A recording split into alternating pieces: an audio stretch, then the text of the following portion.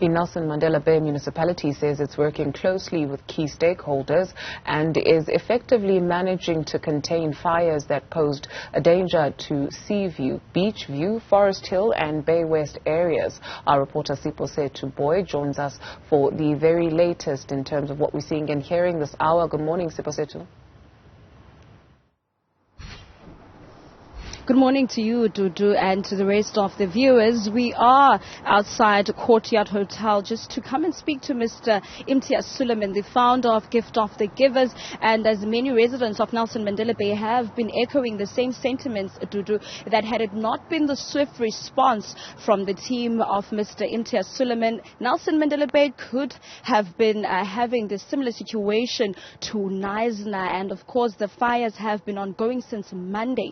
Dudu Zile from different areas here in Nelson Mandela Bay. No fatalities were reported, and you will recall that Nelson Mandela Bay is a drought-stricken area, and the issue of water has been one that has been one of the many highlights and concerns from many residents, including officials here in Nelson Mandela Bay. No fatalities were reported, and also there were just two unfortunate situations that have occurred during the week, as of course 3 members of the firefighters were robbed at one area here in Nelson Mandela Bay while they were of course trying to put down a fire in that area.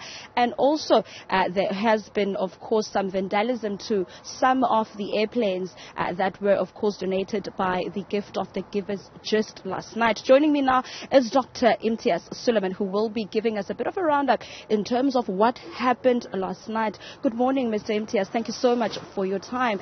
You made mention of the fact that you were up by 3 a.m. after the fires that also flared up in the area of Flanagan. Please take us through the emergency call that you received this morning. My team members received the call around 3 a.m. and again, all the credit goes to the people of the city. They've been vigilant, they've been watching, they've been helping each other. So congratulations to all the people in this metro.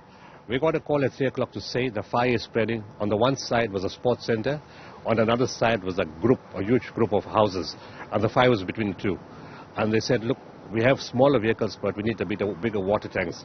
We had kept all our water tankers filled last night, and the fire department have been on their toes. Congratulations to the acting chief, Wayne Hendricks, and his whole team. They've been brilliant.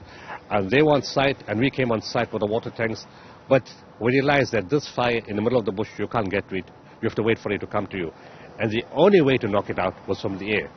But from 1 o'clock yesterday, we've been hamstrung. The wind picked up too strongly in the city, from 35 to 45 knots and beyond. So our helicopters couldn't fly. They're not allowed legally to fly in that kind of weather.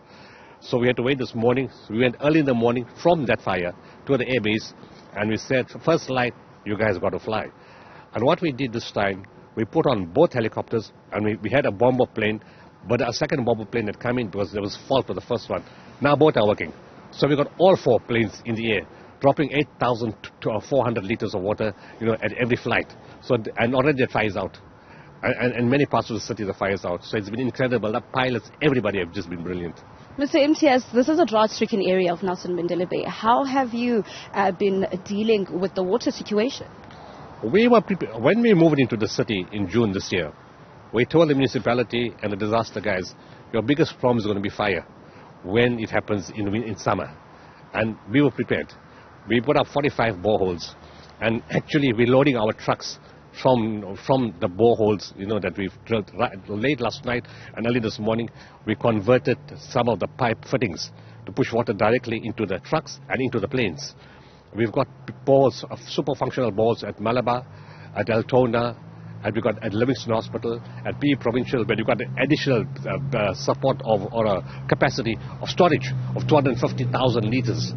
And then we've got the K9 unit, Elizabeth Duncan Hospital, Malabar Secondary School. Just 7 or 8 bowls can produce millions of liters of water per day.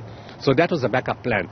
And a big thank you to Sedibos, who gave us water from the desalination plants, and for Coke for sending their truck to load 35,000 liters. So we were ready in terms of water capacity. And that was what was required. From the air we had water, and from the ground we had water. And it wasn't a problem. Thank you very much, Mr. Suleiman, for your time. That was, of course, Dr. Imtiaz Suleiman from Gift of the Givers, giving us a bit of a background in terms of the fires that engulfed half of the area of Nelson Mandela Bay. I mean, areas just behind a warmer park, of course, area. There has been fires in that areas as well. And, of course, there has been a lot of fires happening in different areas like Beachview, Seaview, as well as Feningland. Now the fires have been controlled, and we will be going there a bit later on in the day just to see and assess the situation now moving forward. To Booi. Thank you.